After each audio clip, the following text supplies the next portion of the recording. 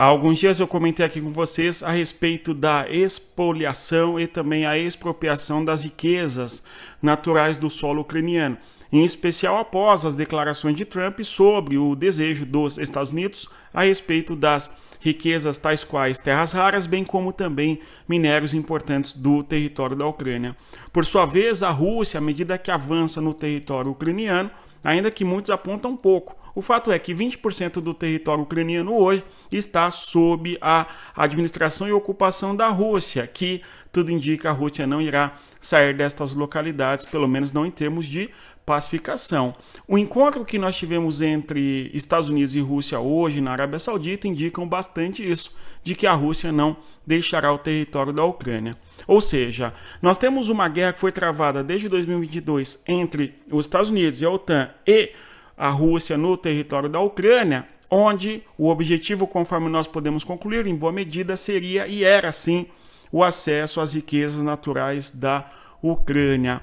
Esta é uma perspectiva que fica clara, pelo menos no dia de hoje, conforme nós temos na mesa de negociações os Estados Unidos e a Rússia, mas descartados tanto os países da Europa e também a própria Ucrânia. Hoje é dia 18 de fevereiro de 2025. Eu vou pedir a você que deixe o like, se inscreva no canal antes de nós avançarmos aqui.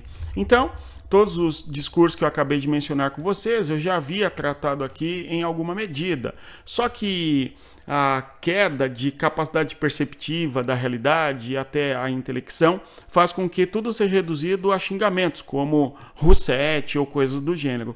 Quando, na verdade, está claro, hoje, o interesse dos Estados Unidos em dialogar com a Rússia para eles darem um destino para o território da Ucrânia. Eles quem? Estados Unidos e Rússia. Tanto é que na foto de negociações que dá início à fase pacífica para a Ucrânia, nós temos Sergei Lavrov, russo, Yuri Ushakov, russo. Temos também Marco Rubio, norte-americano, Steve Witkoff, norte-americano, bem como também o importante secretário de Segurança Nacional dos Estados Unidos, Michael Waltz, americano. Não há nenhum ucraniano nessa mesa de negociações, o que elucida pela foto a ausência, inclusive, da bandeira da Ucrânia, a norte-americana, a russa e, no meio, a bandeira da Arábia Saudita, que, aliás, é um país aliado dos Estados Unidos e não é um país que tem problemas com a Rússia no atual cenário. Nós temos apenas a figura da sua, não é representatividade maior, que é simplesmente Mohammed bin Salman. Não há Ursula von der Leyen, não há Zelensky, não há outra autoridade da Europa, não há o Macron, não há nem mesmo o Lula nesta foto para discutirem eventualmente a guerra entre Rússia e Ucrânia, mas sim uma expoliação e expropriação dos recursos naturais da Ucrânia. Eu avisei. Pessoal, então nós temos aqui, conforme observamos, um encontro em Riad, na Arábia Saudita. Estados Unidos e Rússia. O que chama muito a atenção é a ausência da Ucrânia e da Europa. Nós até podemos discutir em segundo plano quais serão as consequências para a Ucrânia e também para a Europa diante deste acordo.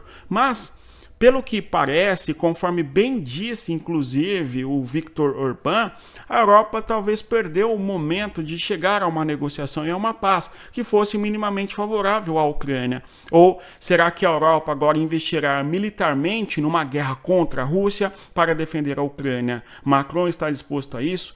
Não é? O governo do Reino Unido está de fato disposto a isso, o Stemmer, ou ainda o Olaf Scholz, que está saindo do governo alemão porque fez uma administração não tão lá boa para os alemães, no entendimento deles. A bem da verdade é que a Ucrânia, conforme nós podemos observar, está sozinha, porque a Europa não terá condições de defender sequer a si mesma, quem dirá a Ucrânia. A bem da verdade é que a Ucrânia mergulhou numa guerra contra a Rússia sob os interesses da expansão da OTAN e do interesse norte-americano naquela região.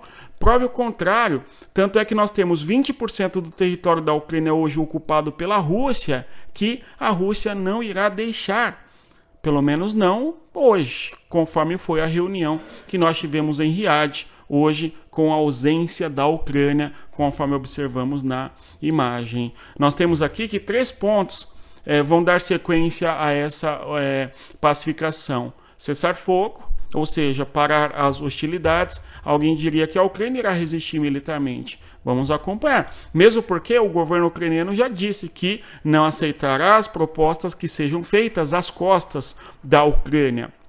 Mas se a Ucrânia não tiver os armamentos oriundos do Ocidente, em especial dos Estados Unidos, fica mais difícil para a Ucrânia. Tá? A questão novamente se coloca: a Europa terá condições de sustentar essa guerra, em especial com uma pressão política dos Estados Unidos? Além disso, nós temos que outra discussão foi eleições na Ucrânia.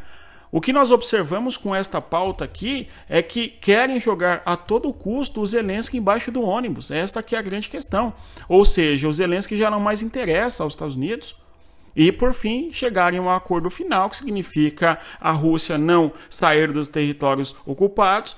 São 5 oblastes que a Ucrânia ocupa parcialmente, desde Kherson, no território sul, Zaporizhia, Luhansk, Donetsk e Kharkiv. E isto sem contar toda a Crimeia. Então, no total, são 6 províncias que a Rússia hoje ocupa no território da Ucrânia. Um outro ponto ainda abordado é, para a perspectiva da Rússia, a Ucrânia fora da OTAN. Tá? E além do mais, conforme nós vimos também, nós temos o quê?